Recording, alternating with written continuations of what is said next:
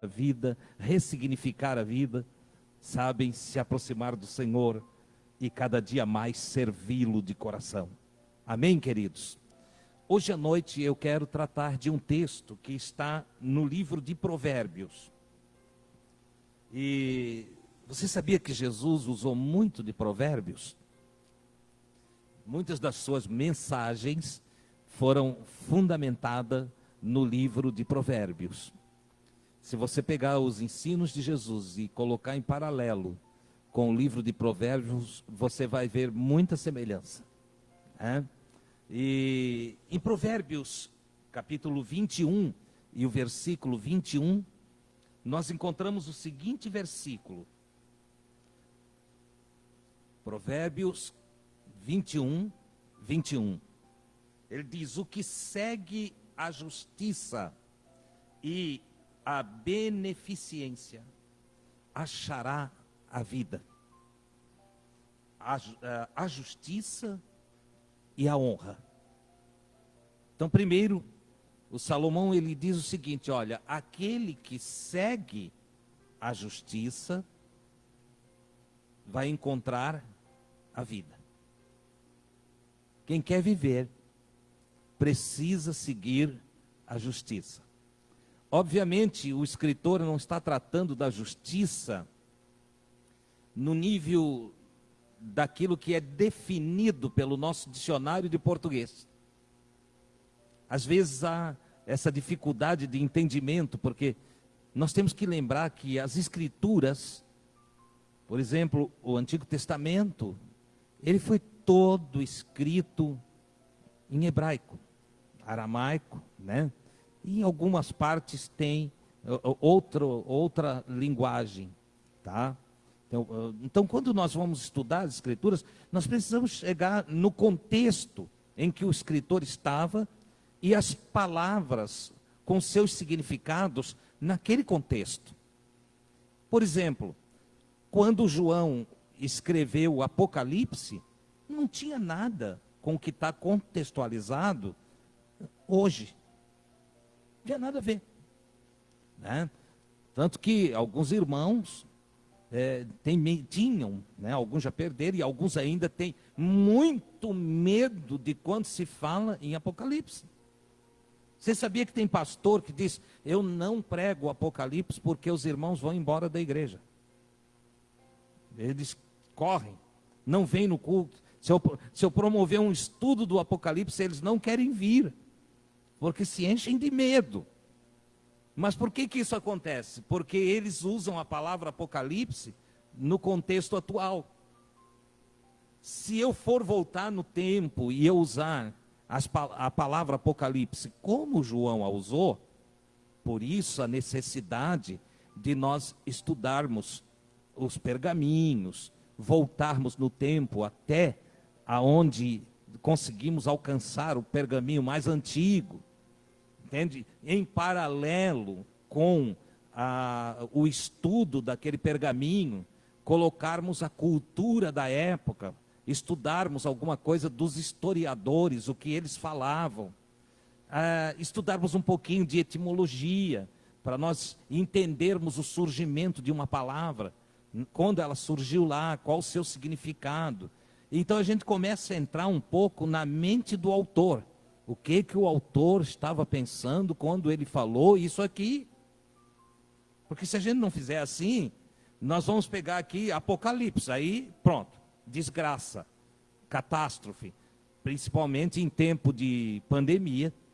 Pronto, o vírus já se tornou um anjo do Senhor que está ceifando tudo, entende? É a abertura do sétimo selo, é o toque da última trombeta, é o cavalo preto, e vai por aí afora. Porque a turma vão associar com o mal, com a vingança do Senhor sobre os ímpios. Mas quando eu olho o Apocalipse, eu começo a entender que Apocalipse nada mais é do que tirar o véu. Está aqui, a minha face está coberta, eu vou tirar o véu. Descobriu a minha face. Olha só. Isso é a palavra Apocalipse, tirar o véu, revelação. acabou-se o medo.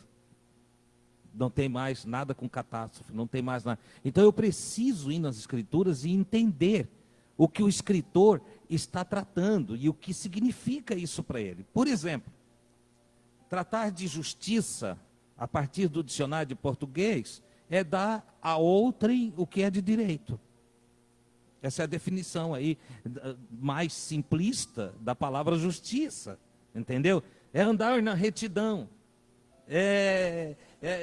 enfim, é julgar causas com exatidão, entendeu? Essa vai ser a definição aí no dicionário de português, se você procurar. Alguns vão expandir mais os conceitos, mas a lógica é essa, né? E se formos, então, filosofar sobre justiça, aí nós vamos entrar vai chegar lá nos tribunais, no governo e em tudo. Mas não é essa a minha meta aqui. Eu só quero que você entenda que quando Salomão diz assim, aquele que segue a justiça e a beneficência achará a vida, ele não está tratando do conceito de justiça que nós conhecemos através da língua portuguesa. Não. Como é que tu falas disso, irmão? Diz, tem como mostrar isso? Tem como mostrar. E é óbvio que antes de continuar aqui, eu preciso conversar com vocês sobre isso.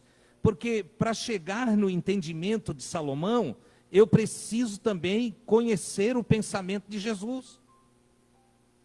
E quando nós vamos estudar justiça através dos ensinamentos de Jesus, a primeira coisa que nós encontramos é que Jesus aconselha seus discípulos para ter cuidado com a justiça, para não seguir a justiça dos fariseus. Então, já nos dias de Jesus também, a justiça tinha conceitos diferentes, visão diferente, percepção diferente, consciência diferenciada a respeito de justiça. Quando você vai examinar lá no capítulo 5, versículo 6 aí, do Evangelho de Mateus, e também vai chegar no versículo 5, capítulo 5, versículo 20, você vai encontrar ali coisas interessantes que eu não vou ficar aqui lendo para mim ganhar tempo na minha explicação, mas você pode anotar os versículos e depois você colocou lá, né? Então nós vamos ter aí Jesus primeiro, ele vai definir que a gente deve ter um cuidado, nós que o seguimos, nós que somos seus discípulos, tá? E longe de mim não ser discípulo de Jesus, eu quero todo o ensino de Jesus, eu me alimento dele, é a minha comida todo dia, entendeu?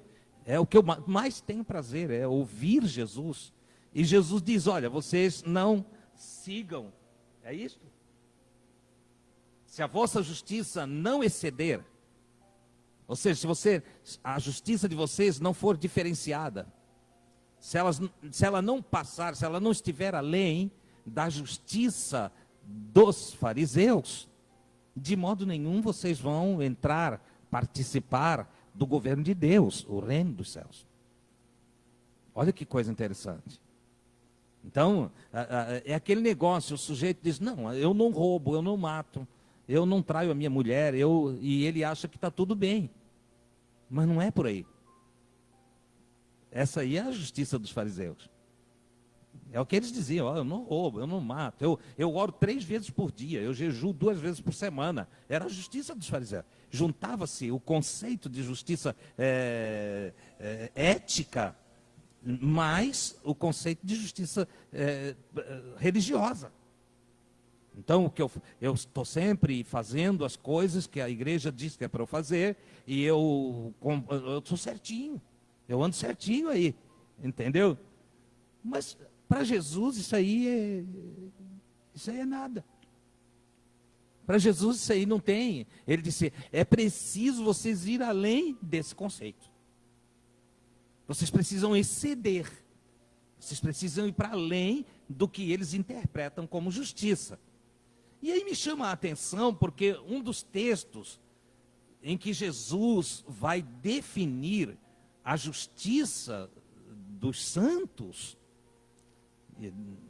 o que para ele de verdade é justo, é o evangelho na prática. Você vê que o Salomão liga justiça com beneficência. Justiça com beneficência. A beneficência não é o simples fato de eu ter bondade. Não. A beneficência, ela vai para além da bondade. Ela é a bondade em ação. É com caridade. O amor, ele se revela pela caridade. Ou seja, eu amo você, nada acontece. Mas eu sou caridoso para com você. Agora o amor é demonstrado. O amor se realiza. Ele se transforma em atos, em práticas. Então o que o Salomão está dizendo é por aqui. Se nós observarmos o que Jesus vai mostrar no capítulo 25 do Evangelho de Mateus, lá no versículo 32, para eu ganhar tempo, eu trato do restante simplesmente parafraseando aqui e citando o que ocorre. Mas no versículo 37, Jesus diz assim: então os justos lhe responderão, dizendo: Senhor, quando te vimos com fome? Olha aqui o que ele está chamando de justiça lá. E o que Jesus está dizendo que vai além da justiça dos fariseus. A justiça dos fariseus, ela se dá na religiosidade daqueles que permanecem dentro do templo, aprendem todos os dias, mas não praticam nada. Não transformam em prática aquilo que aprendem. Não tem sentido nenhum para Jesus. Certo? Mas agora ele traz o justo de verdade. Aquele que ele chama de justo. Aquele que ele disse, esse é justo. E o João escreve lá na cartinha dele, dizendo o seguinte: amados, não erreis. Quem pratica a justiça é justo. Obviamente, não é? Mas tinha gente que não praticava. Falava de justiça, conversava de justiça, falava das coisas boas, conversavam das coisas boas, mas não transformavam isto em beneficência, em bem para o outro. Não transformavam em coisas para o outro. Ou seja, não saíam do terreno das ideias ou das palavras. Quando Jesus pede para exceder, para ir além, ele está dizendo: saia das palavras. Vão além daquilo que vocês imaginam ser bom.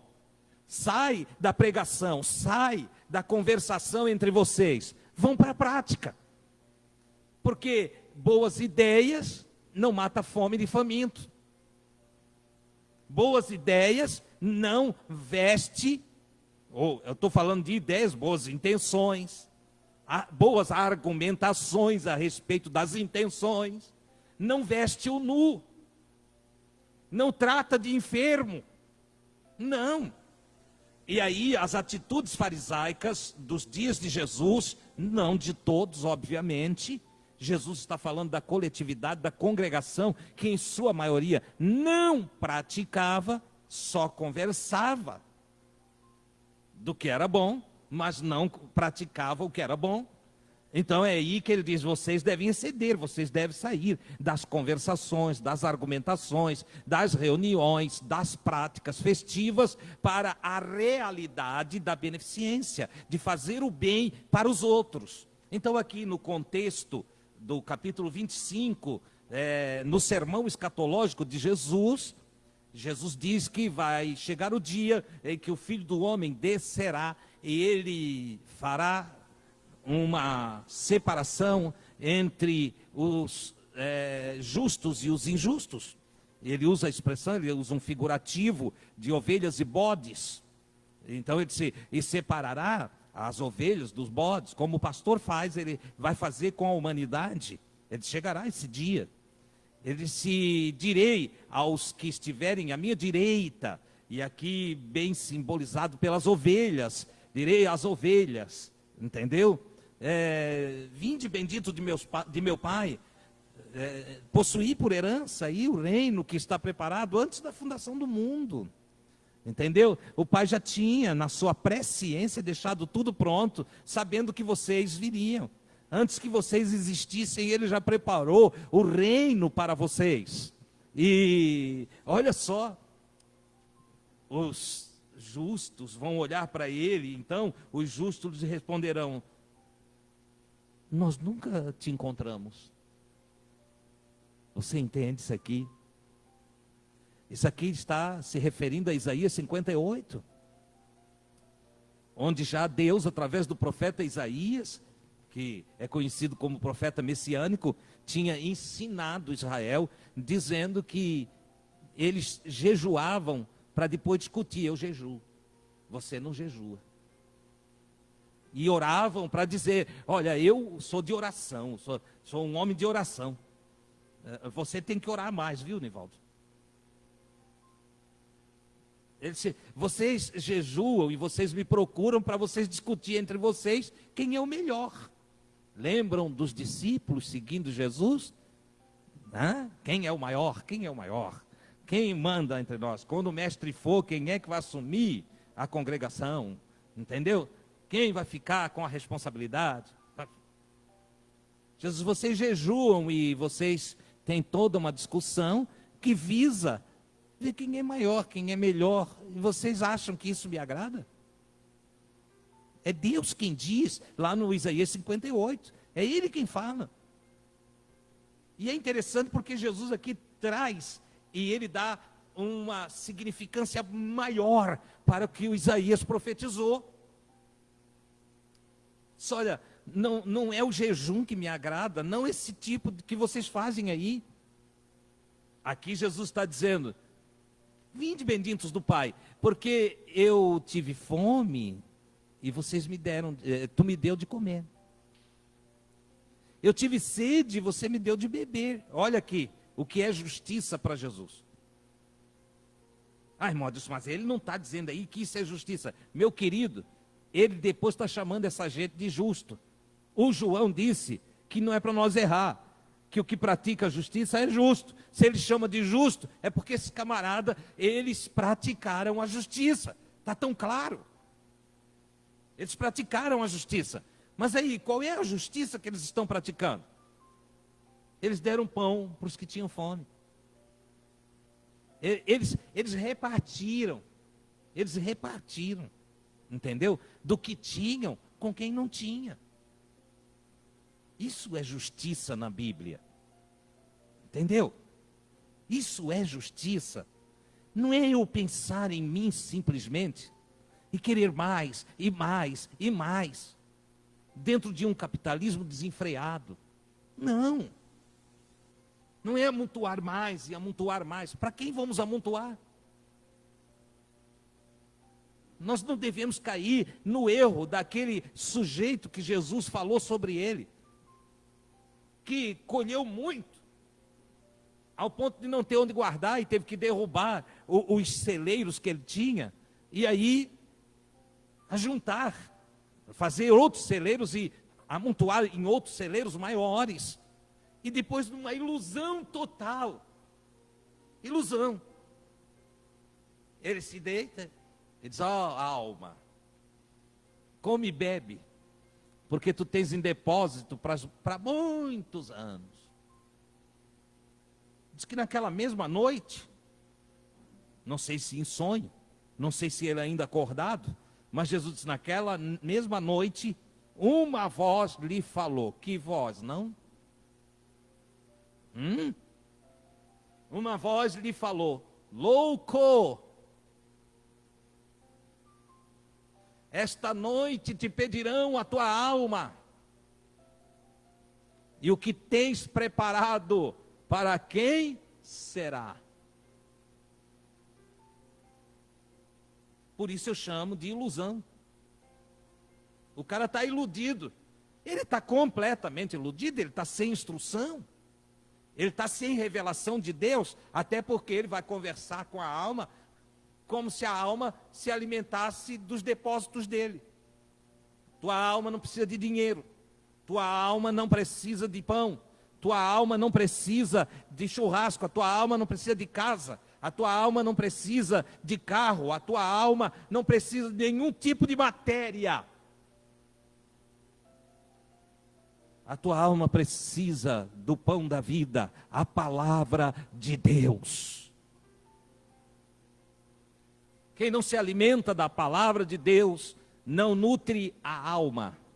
E aí cai na ilusão de pensar que vai estar satisfeito se adquirir isto ou aquilo, esta coisa ou aquela. Se eu comprar uma casa nova, aí eu vou descansar. Tudo bem. Se o Senhor me der graça e saúde, eu vou trabalhar até aos 45 anos. E quando eu chegar aos 45 anos, eu vou me aposentar. Eu tenho medo de pensar essas coisas. Eu tenho um temor dessas coisas. Sabe por quê? Porque qualquer noite dessa a voz pode vir: louco, quem disse que tu vais ter 46?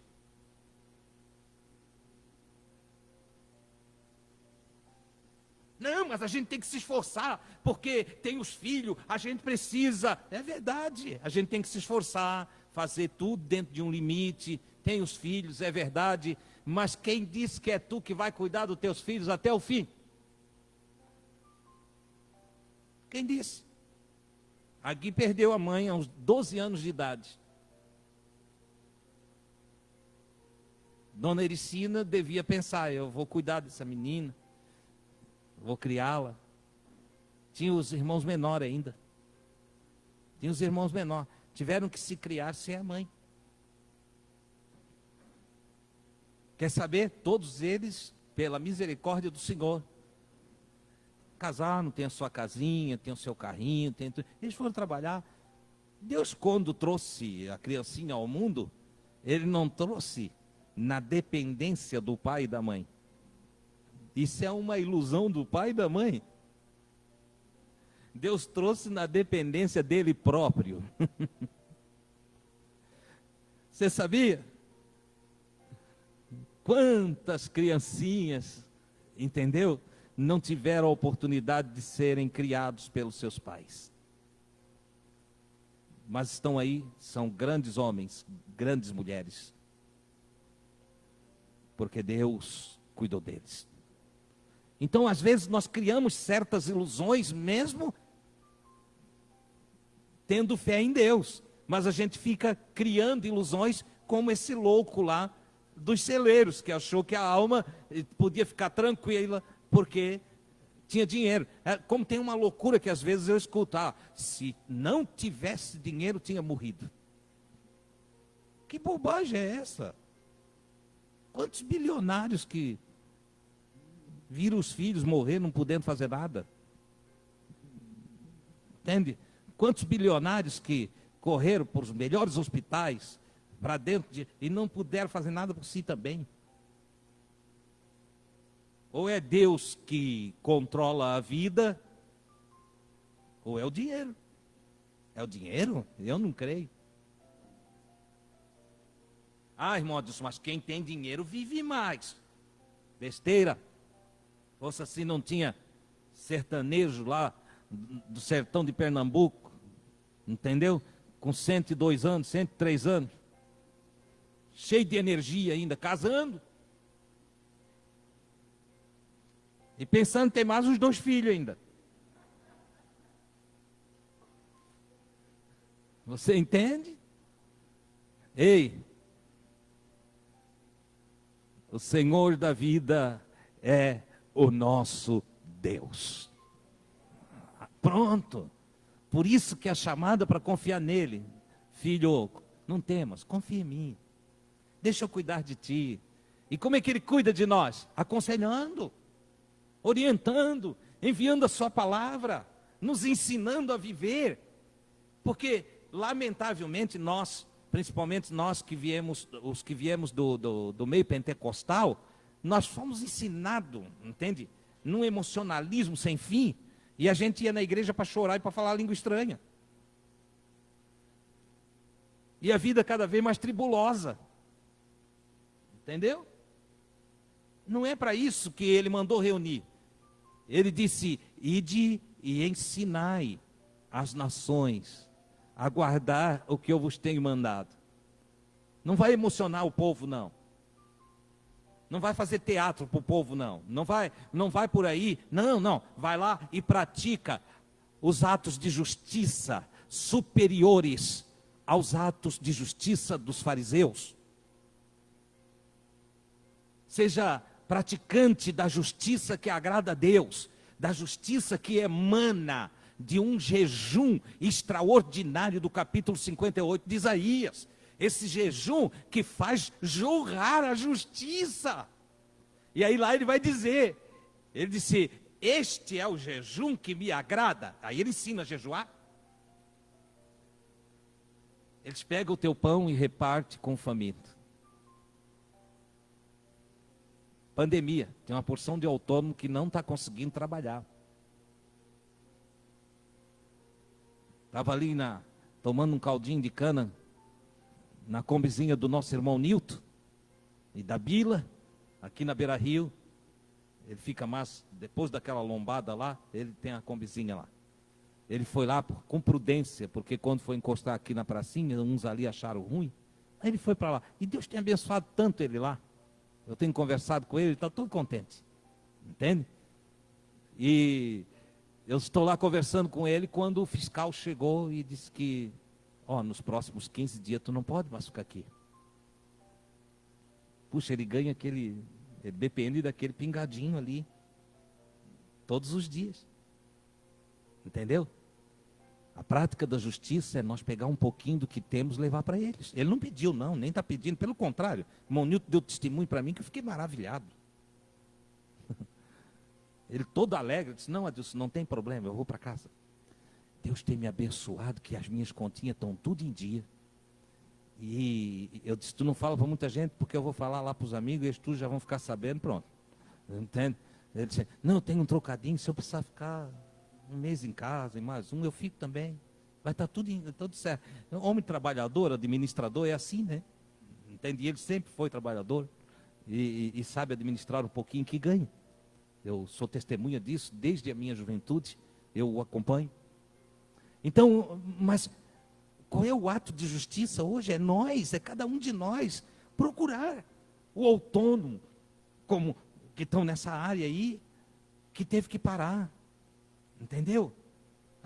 Aquela irmã, aquele irmão que vende, entende, um salgadinho, ali vendia, né? Nas portas de loja, que hoje não pode ir.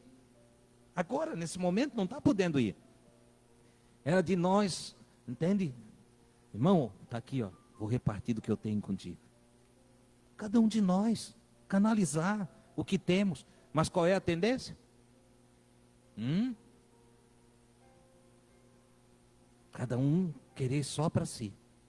Cuidar só de si. E isto é justiça farisaica. Isso não é ato de justiça agradável ao Senhor. Então, vou comer hoje ao meio-dia. Quem que eu vou convidar para almoçar comigo? Vou jantar. Quem é que eu trago aqui? Entendeu? Eu, por exemplo, me recuso a fazer um churrasco sozinho. Eu e a Gui nunca assamos um pedaço de carne só para nós dois. Nunca. Não dá. A gente não gosta. Você entendeu? Precisamos fazer a nossa parte. Porque tive fome e me destes de comer. Tive sede e me deste de beber. Estive nu e me vestistes. Estive enfermo e tu foi cuidar de mim. Entendeu? Estive preso. Aqui é uma tratativa dos presos inocentes. Recentemente eu ouvi, até andei conversando aí com uns irmãos advogados. Ouvi de um amigo conhecido que caiu numa armadilha de uma mulher que ele casou e ela queria deixá-lo. E ela tirou fotos dele massageando as costinhas da criança que estava doentinha. Entendeu? E gerou uma punição para o rapaz, porque ela usou aquelas fotos para dizer na justiça que ele estava mexendo com a criança. Ele está preso injustamente. Um rapaz de um testemunho excelente, deu um passo errado no casamento, ao casar, entendeu? Não vigiou. Aos jovens que vão casar, precisam cuidar, se conheçam primeiro, avaliam uns aos outros, entendeu? Não tenha pressa do casamento, vão se conhecer de verdade, precisa de tempo para se conhecer, você entende? Para não dar passo errado. Então, é desses aí que Jesus fala de visitá-los, como o inocente Jesus que foi preso, como o inocente João Batista, que por falar a verdade foi preso, como o inocente Paulo, que esteve na cadeia e apanhou muito, não foi pouco, como o inocente Pedro, levado ao cárcere, e que só saiu por um livramento divino, como o inocente João, que por anunciar a verdade de Deus e os ensinos de Jesus, foi exilado em Pátimos. É desses presos que ele está falando, não é para ir lá visitar estuprador, nem, não, eu vou fazer um trabalho na cadeia. Meu irmão, quem é que não aceita Jesus na cadeia? Eles se converte tudo, até porque tem uma certa regalia, entendeu? Quando diz que são crentes. Eu estou dizendo porque eu já estive lá visitando. Tem um programa que à noite na 106, às vezes quando vem de carro aí de madrugada com a Gui, e lá a gente sai, visita e tal, e às vezes está uma noite voltando para casa, está aquele programa. E aí tudo que é oração, tudo que eu tenho uma palavra aqui em tratando da justiça divina ainda. Deus perdoa os pecados, mas não anula a pena. Entenda isso. Entendeu? Por exemplo, um homem trai a sua esposa, gera uma criança. Passam-se os anos e lá na frente, porque o pecado faz barulho. O homem sempre tentou esconder o pecado, mas o pecado faz barulho. Quando Saul não obedeceu o Samuel e separou lá umas vacas gordas, não era para separar nada, era para aniquilar tudo lá na guerra. E ele quis enganar o profeta Samuel. Ele separou Agag, o rei dos amalequitas, que ele era o primeiro para morrer. Ele deixou vivo. Matou velho, criança, matou tudo, trouxe lá o Agag, rei dos amalequitas. E olhou umas vacas gordas lá, também separou e trouxe. Entendeu? E aí ele foi dizer para o profeta Samuel: olha, fiz tudo como tu me mandou. O que o Senhor falou pela tua boca está tudo realizado. Aí o Samuel, pelo Espírito de Deus, disse assim: se tu fez tudo que eu mandei, que barulho é esse que eu ouço nos meus ouvidos? Balido de vacas e bois. O que é isso? Dessa palavra, uma vez preguei: o pecado faz barulho. Um filho gerado fora do casamento, um dia vai vir buscar os seus recursos. Um dia vai aparecer. Um dia vai vir à tona. Ele vai gritar da rua: tu é o meu pai. E toda a tua família que te honrou até aquele momento vai ficar espantado. Entendeu? E você vai para o quarto, vai orar: me perdoa, Senhor, me livra dessa tribulação, Satanás está contra mim. É assim que vão falar, entendeu? Quem está contra ti é tu mesmo, seu idiota. Tu não seguisse o caminho que o Senhor te ensinou, não honrasse a tua esposa, aquela que é da tua juventude, que o Senhor foi testemunha entre tu e ela. E agora você vai sofrer as consequências. Esse é um caso. O outro vai lá e rouba, ou furta, aí é preso. Aí vem a mãe com um bilhetinho, desavisada, um bilhetinho: irmão Adilson, ora pelo meu filho que foi preso. Eu vou orar o quê? Vou pedir o quê? Para ele não morrer na cadeia? Jesus tem parábolas que ele diz, não sairá de lá enquanto não pagar o último centavo. Neste caso, não sairá enquanto não pagar a última instância da pena. Ponto. Então, a justiça que falamos aqui é uma justiça que se diferencia e que nos leva a uma prática de beneficência, entende? De atos bondosos, generosos, de exercício misericordioso, de compaixão em exercício, de caridade, que é o amor na prática, que é o repartir, que é o vestir, que é o visitar, aquele que realmente precisa da visita, no aspecto de ele incorreu em um ato que não premeditou, que não aconteceu. Então vamos reciclar, esse vamos ajudar. Você entendeu? Dirão os justos, Senhor, nunca te vimos com fome, nunca te vimos com sede. Eu gosto de transformar a palavra justo aqui, dirão os praticantes da justiça. Nós nunca te vimos nu, e a gente nem te viu enfermo. Eles se espantam com essas palavras. E Jesus diz, quando vocês fizeram a um destes pequeninos irmãos meus, evangélicos, não. Católicos? Não. Espíritas? Não. É um desses pequeninos irmãos meus, um dos filhos dos homens. Um irmão, um filho da humanidade. Entendeu? Quando vocês fizeram a um destes pequeninos irmãos meus, ele chama de pequeninos, Jesus está tão cheio de amor e tão cheio de compaixão pela humanidade, que ele diz que toda a humanidade é irmãozinho dele. E por que ele chama de irmãozinho? Porque não estão evoluídos na consciência, porque não atingiram a sua estatura ainda. Ele é o irmão mais velho, ele se coloca como o irmão mais velho, as primícias do Senhor. Então ele olha para a humanidade e diz, são tudo pequenininho, são os meus irmãozinhos. Quando vocês fizeram um desses pequeninos irmãos meus, a mim vocês fizeram. Ele chama estes de justos, os que praticam o evangelho, no repartir do pão, no vestir o outro, no visitar e ajudar o enfermo, no visitar aquele que é preso injustamente e assim por diante.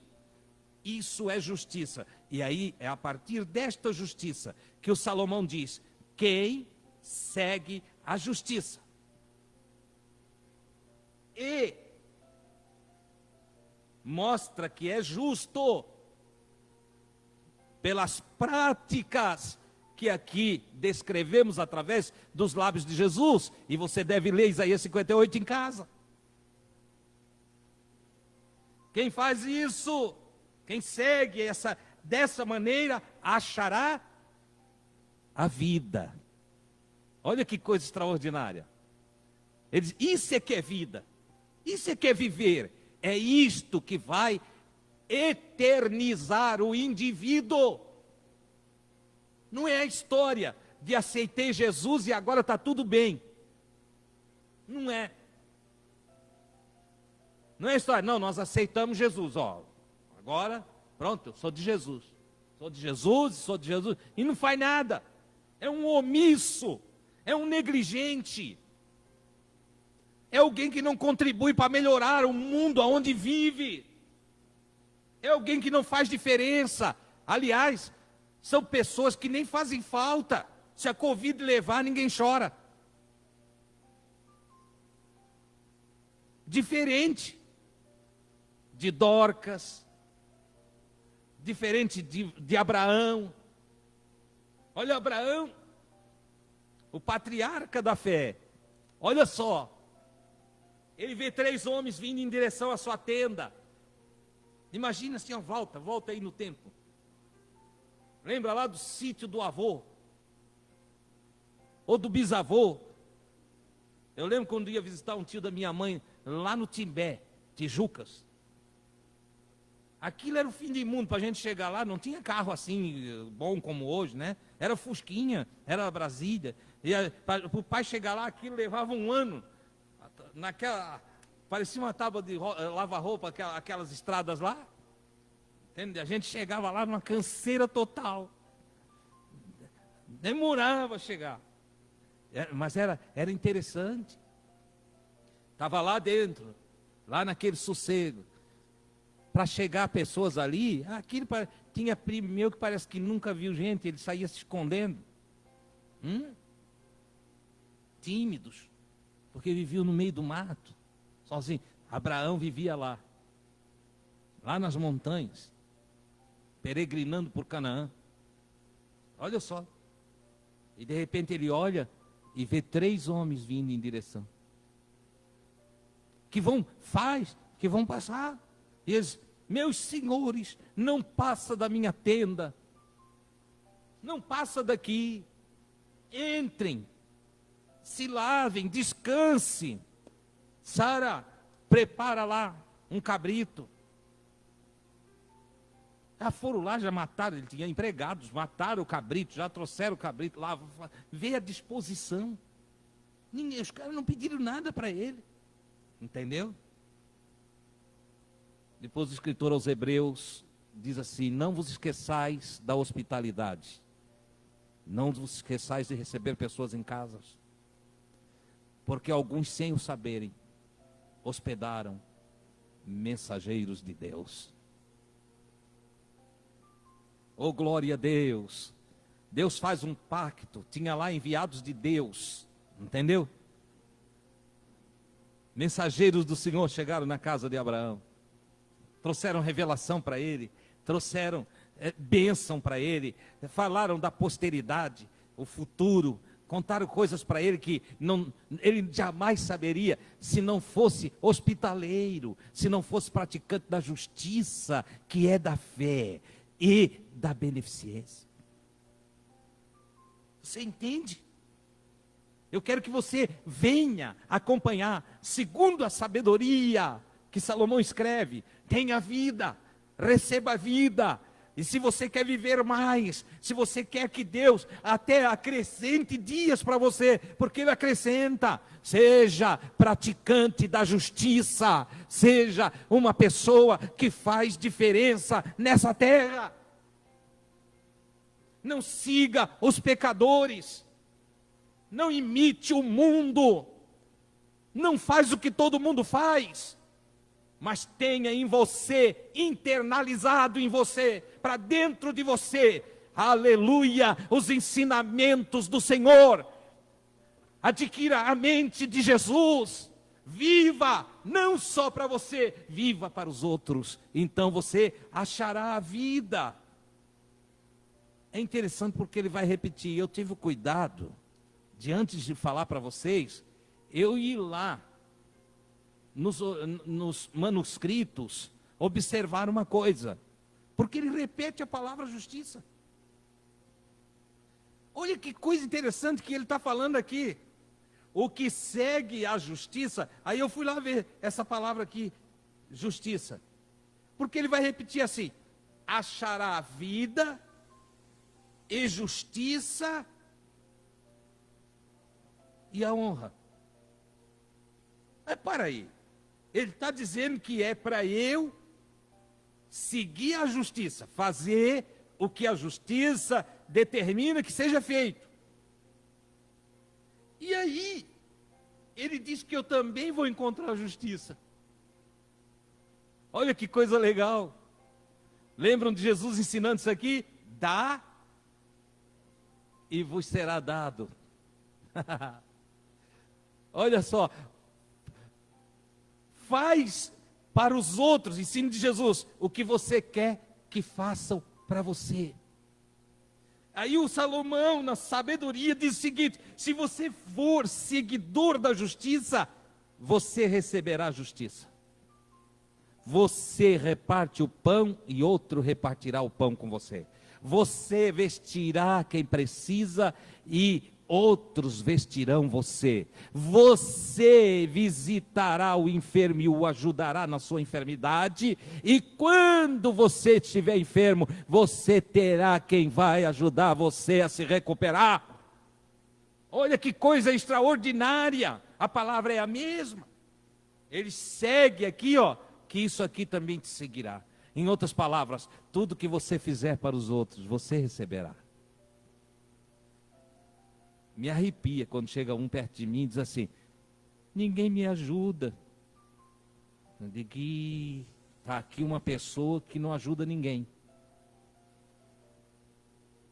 Porque pelas Escrituras, quem ajuda será ajudado. Se ninguém está te ajudando, tem um problema aí. Ninguém se lembra de mim. Passou a vida não se lembrando dos outros. As reclamações vêm exatamente daquilo que eu sou negligente. Entendeu? Eu fiquei lá em casa, irmão, ninguém me procurou, nem o irmão. Porque é verdade. Tu também nunca me procurasse.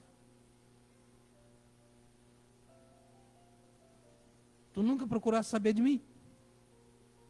É o que o outro irmão vai dizer. Você entende? Aquele que segue a justiça e a beneficência achará a vida, a justiça e a honra. Irmão, quando a gente faz para o outro aquilo que Jesus nos ensinou a fazer, nós encontramos vida de verdade, satisfação, entende? Razão para viver. É isso que ele está dizendo aqui, entendeu? Nós ainda encontramos, vindo ao nosso encontro, justiça. Oh, glória a Deus. Lança o teu pão sobre as águas, depois de muitos dias o acharás. Repartirás com 2, 3, 5, até com 8. Olha só o que ele está dizendo, o que ele está falando? Ele disse: aquilo que tu faz, volta para ti. Aquilo que tu realiza no outro, agrada a Deus e te torna um justo, e faz com que toda a justiça venha para ti. É nesse aspecto que Jesus, e já para concluir, diz o seguinte: bem-aventurados os que têm sede e fome de justiça. Por quê? Hein? Eu não estou ouvindo. É as máscaras? Porque eles serão fartos. Provérbio 21, 21. Você segue a justiça e você recebe vida, justiça e honra. A honra advém porque o que tu ajuda te ama e orará por ti o resto da tua vida. Nunca esquecerá. Um dia eu ajudei uma pessoa e eu me esqueci, até hoje não lembro que ajudei. E eu estou aqui falando nessa noite, porque ele me encontrou outro dia ali. Ele disse: eu tenho que te dar um abraço. Eu disse: tudo bem, pode me abraçar. E ele me abraçou, me beijou e agradeceu. Eu disse: tu não sabes o quanto foi bom aquilo que tu fez por mim. Eu não lembro até hoje o que eu fiz por ele. Também não perguntei.